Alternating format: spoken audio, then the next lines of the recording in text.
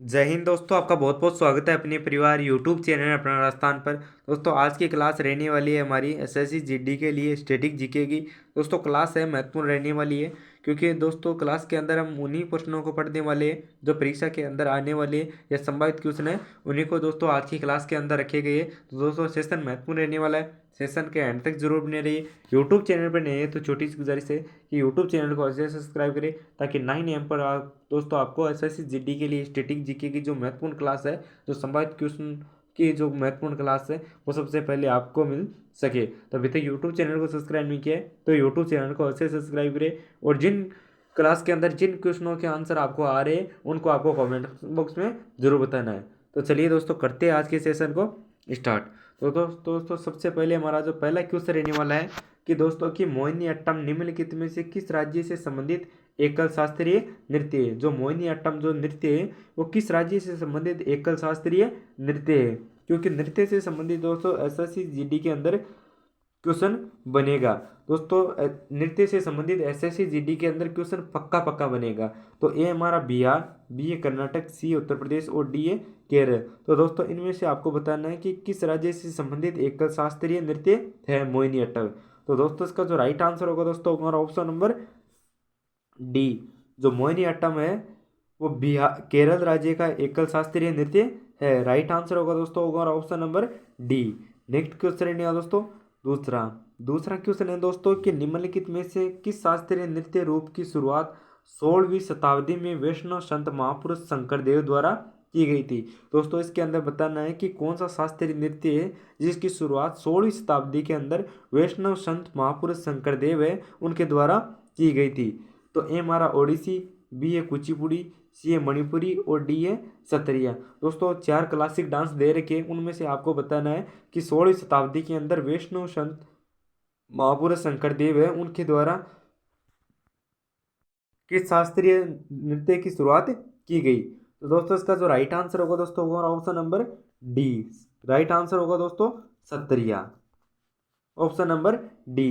जो शास्त्रीय नृत्य है सत्रिया उसकी शुरुआत है वो 16वीं शताब्दी के अंदर वैष्णव संत महापुरुष शंकरदेव द्वारा की गई। राइट आंसर है दोस्तों ऑप्शन नंबर डी।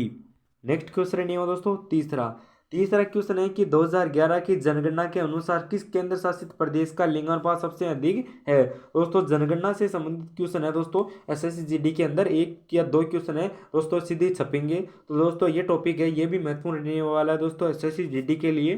तो दोस्तों पूछा गया है कि 2011 की जनगणना है उसके अनुसार किस केंद्र शासित प्रदेश का लिंगानुपात सबसे अधिक है। तो ए हमारा दमन और दीव, बी है पुडुचेरी, सी है चंडीगढ़ और डी है लक्षद्वीप। तो दोस्तों इसमें राइट आंसर होगा दोस्तों हमारा ऑप्शन नंबर बी। जो पुदुचेरी है उसका 2011 की जनगणना के अनुसार सबसे अधिक लिंगानुपात है। तो राइट आंसर होगा दोस्तों हमारा option number D, B sorry. Next question है दोस्तों चौथा चौथा क्वेश्चन है कि किस विटामिन को थायमिन के नाम से भी जाना जाता है। तो दोस्तों इनमें से कौन सी विटामिन है जिसको थायमिन के नाम से भी जाना जाता है। तो ए हमारा विटामिन बी, बी हमारा विटामिन B2, B1, सी हमारा विटामिन B3 और डी हमारा विटामिन B9। तो दोस्तों इनमें से कौन सी विटामिन है जिसको थायमिन के नाम से भी जाना जाता है। तो दोस्तों इसका जो राइट आंसर होगा दोस्तों हमारा ऑप्शन नंबर ए। जो विटामिन B1 है उसको थायमिन के नाम से भी जाना जाता है। राइट आंसर होगा दोस्तों हमारा option number A. Next question है दोस्तों पांचवा पांचवा क्वेश्चन है कि M Chinnaswamy cricket stadium किस शहर में स्थित है। दोस्तों वेरी वेरी इंपॉर्टेंट क्वेश्चन लगा के इसको नोट करना। दोस्तों जो M Chinnaswamy cricket stadium है वो किस शहर में स्थित है। तो एम हमारा कोलकाता, बी है मुंबई, सी है बेंगलुरु और डी है दिल्ली। तो दोस्तों इसमें से बताना है कि एम एम चिन्ना स्वामी जो क्रिकेट स्टेडियम है वो किस शहर में स्थित है। तो दोस्तों इसका जो राइट आंसर होगा दोस्तों हमारा ऑप्शन नंबर सी। जो M Chinnaswamy cricket stadium है वो बेंगलुरु के अंदर स्थित है। राइट आंसर है दोस्तों option number C will be the right answer. Next question है दोस्तों छठवां छठवां क्वेश्चन रहने वाला दोस्तों कि निम्नलिखित में से किस मौर्य राजा के शासन काल में कलिंग युद्ध लड़ा गया था। दोस्तों एग्जाम के अंदर आपको पूछा जाए कि किस मौर्य राजा के शासन काल के अंदर कलिंग युद्ध लड़ा गया था। तो ए हमारा दशरथ, बी है चंद्रगुप्त, सी है बिंदुसार और डी हमारा अशोक। तो दोस्तों इसका जो राइट आंसर है दोस्तों वो हमारा ऑप्शन नंबर डी, अशोक। जो दोस्तों मौर्य राजा राजा थे अशोक, उनके शासनकाल के अंदर कलिंग का युद्ध लड़ा गया। तो राइट आंसर है दोस्तों option number D. Next question है दोस्तों सातवां। सातवां क्वेश्चन है दोस्तों कि 1873 में सत्यशोधक समाज की स्थापना किसने की थी। दोस्तों ये भी वेरी वेरी इंपॉर्टेंट क्वेश्चन है दोस्तों, आने वाला एक क्वेश्चन है दोस्तों एसएससी जीडी 2024 के अंदर। दोस्तों 1873 के अंदर जो सत्यशोधक समाज की स्थापना की वो किसने की थी। तो ए हमारा ज्योतिबा फुले ने, बी गोविंदराव फूल ने, सॉरी ये फुले गोविंदराम फुले ने, और डी गोपाल हरि देशमुख ने, और डी सावित्रीबाई फुले ने। तो दोस्तों इनमें से सत्यशोधक समाज की स्थापना है वो किसने की थी। राइट आंसर क्या होगा दोस्तों, चार ऑप्शन दे रखे, कौन सा राइट आंसर होगा। तो दोस्तों जो सत्यशोधक समाज की स्थापना है वो 1873 के अंदर ज्योतिबा फुले ने की थी। राइट आंसर होगा दोस्तों हमारा option number A. Next question है दोस्तों आठवां। आठवां क्वेश्चन रहने वाला है दोस्तों कि 1919 में निम्नलिखित में से कौन सी प्रमुख घटना घटी थी।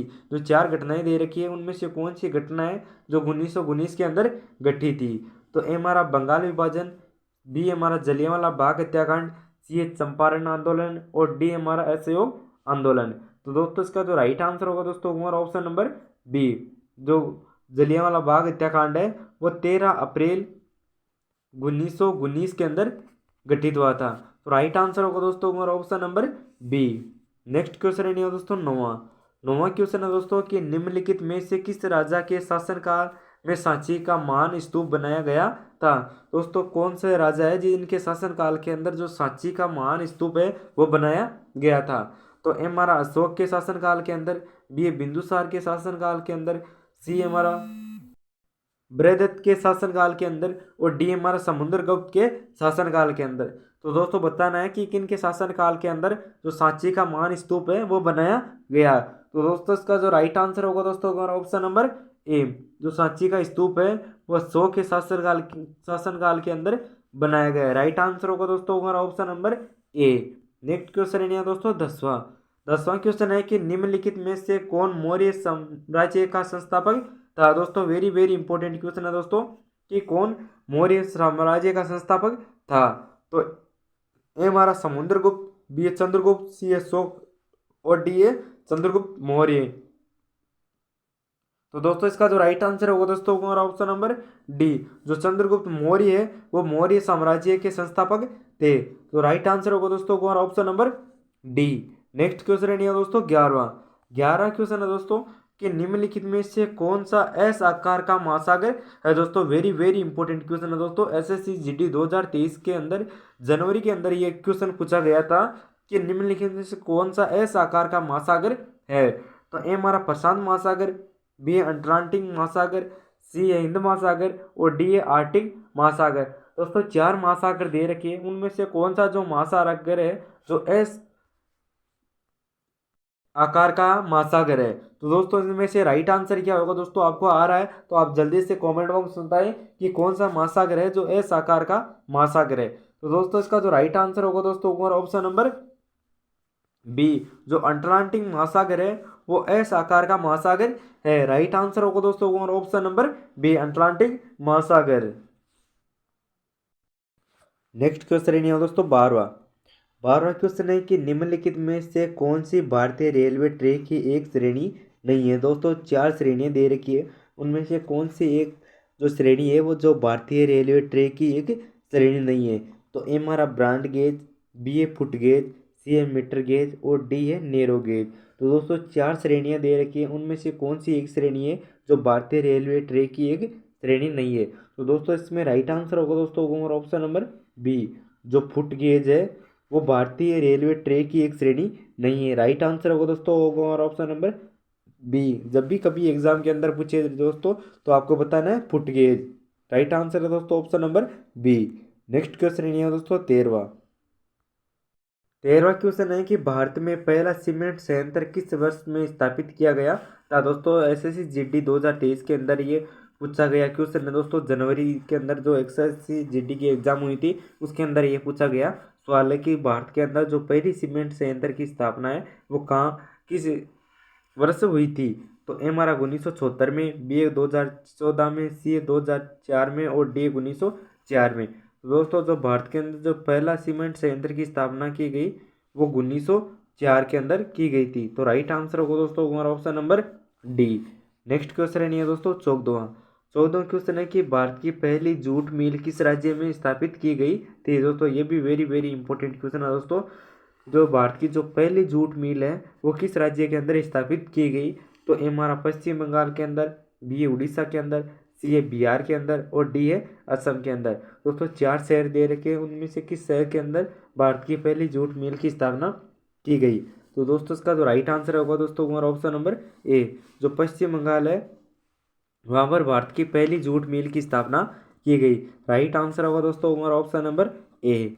नेक्स्ट क्वेश्चन है दोस्तों 15वां क्वेश्चन है कि भारत में अरेबिका कॉफी कौन से राज्य में उगाई जाती है। दोस्तों ये भी वेरी वेरी इंपॉर्टेंट क्वेश्चन ना के दोस्तों नोट करना, जो अरेबिका कॉफी है वो कौन से राज्य में उगाई जाती है। दोस्तों एसएससी के अंदर ये 3 या 4 बार पूछा गया क्वेश्चन है दोस्तों, महत्वपूर्ण क्वेश्चन है। और दोस्तों SSGD 2024 के अंदर संभावित क्वेश्चन भी है दोस्तों ये। तो ये हमारा असम में जो अरेबिका कॉफी है वो या तो असम में उगाई जाती है, या फिर उत्तराखंड में, या फिर पश्चिम बंगाल में, या फिर कर्नाटक में। तो दोस्तों इसका जो राइट आंसर होगा दोस्तों हमारा ऑप्शन नंबर डी, जो अरेबिका कॉफी है वो भारत के अंदर कर्नाटक राज्य के अंदर उगाई जाती है। तो राइट आंसर होगा दोस्तों हमारा option number D. Next question है दोस्तों 16वां क्वेश्चन है दोस्तों कि भारतीय संविधान के अनुच्छेद 25 से 28 तक किस अधिकार की बात की गई है। जो भारतीय संविधान है उसके अंदर 25 से लेकर जो 28 तक जो अधिकार है, जो अनुच्छेद है वो उसके अंदर किस अधिकार की बात की गई है। तो ए हमारा संवैधानिक उपचार के अधिकार की, बी हमारा सांस्कृतिक और शैक्षणिक अधिकार की, सी है धर्म की स्वतंत्रता के अधिकार की, और डी है हमारा शोषण के विरुद्ध अधिकार की। तो दोस्तों बताना है जो अनुच्छेद 25 से लेकर जो 28 तक बात की गई है वो किस अधिकार को लेकर की गई है। तो दोस्तों इसका जो राइट आंसर है वो दोस्तों हमारा ऑप्शन नंबर सी, धर्म की स्वतंत्रता के अधिकार की। जो अनुच्छेद 25 से लेकर जो 28 तक जो बात की गई है अधिकार की, वो धर्म की स्वतंत्रता के अधिकार की बात की गई है। राइट आंसर होगा दोस्तों हमारा ऑप्शन नंबर सी।